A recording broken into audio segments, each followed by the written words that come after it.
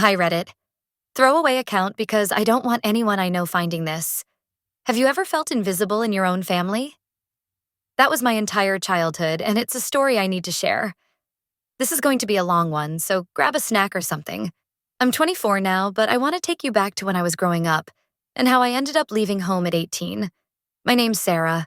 I grew up in a small suburban neighborhood in the Midwest. It was one of those places where everyone knew each other and kids played outside until the streetlights came on. My family?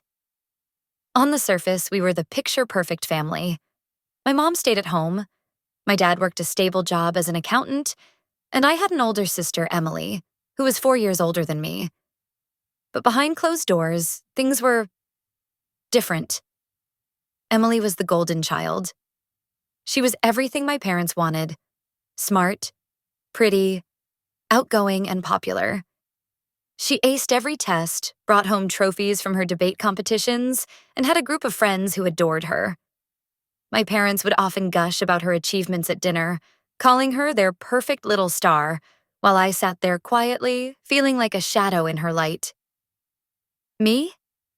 I was the awkward, quiet kid who preferred reading books over going to parties. From as far back as I can remember, Emily had this way of making me feel small, both literally and figuratively. She'd say things like, "Why can't you be normal?" Or, "No wonder mom and dad like me better."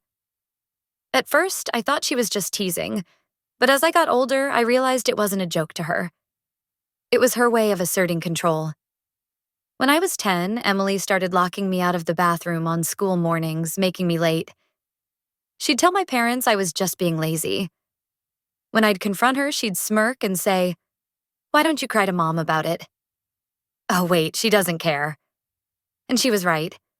Whenever I tried to talk to my parents about her behavior, they'd dismiss me. "Sarah, you're being dramatic. Emily's your sister. You're supposed to love each other," Mom would say.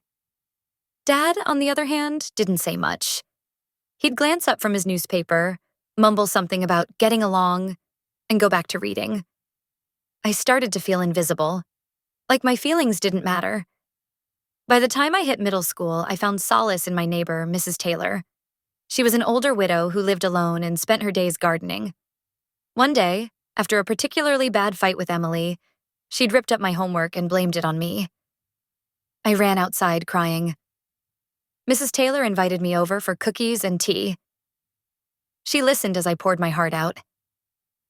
"You're stronger than you think, Sarah," she said. "People who hurt others are often hurting themselves." Mrs. Taylor became my safe haven.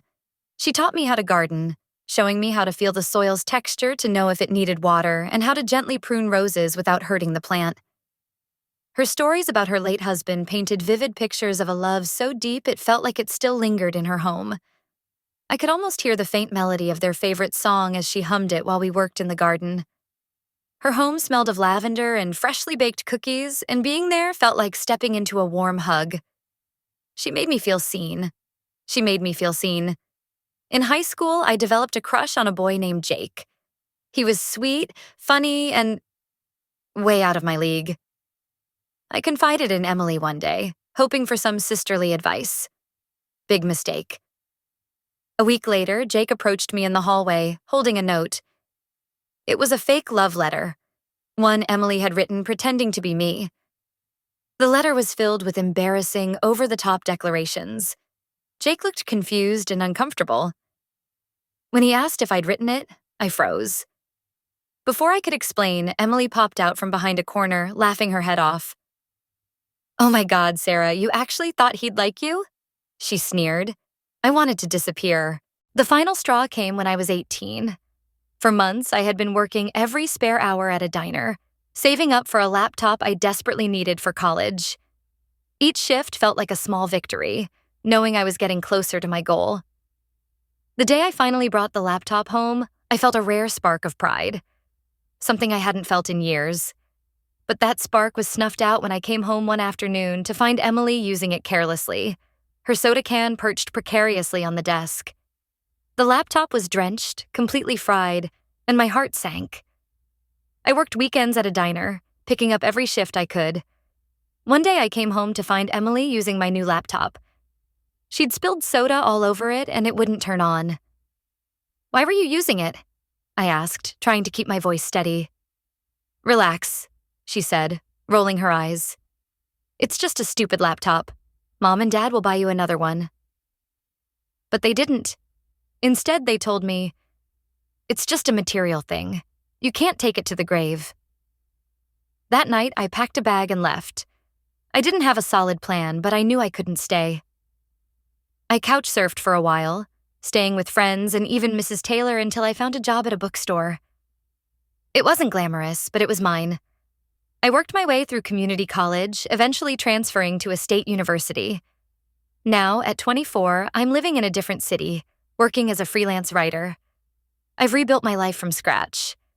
Emily and I don't talk, and my parents occasionally reach out, but it's mostly surface level. I've learned to set boundaries and prioritize my mental health. Leaving home at 18 was the hardest decision I've ever made, but it was also the best one. In the years that followed, I discovered what it meant to truly stand on my own. I learned how to budget, how to cook more than ramen, and how to rely on myself in ways I never imagined. The freedom was terrifying at first, but it also gave me room to grow. Slowly, I found joy in the little victories, getting my first paycheck, decorating my own tiny apartment, and building friendships with people who valued me for who I was. It wasn't easy, but every step forward reminded me that I was finally living for myself. It taught me resilience, independence, and the importance of self-worth. If you're stuck in a toxic situation, know that it's okay to put yourself first. You deserve to be happy. Thanks for reading, Reddit. If you've ever had a similar experience, I'd love to hear your story in the comments.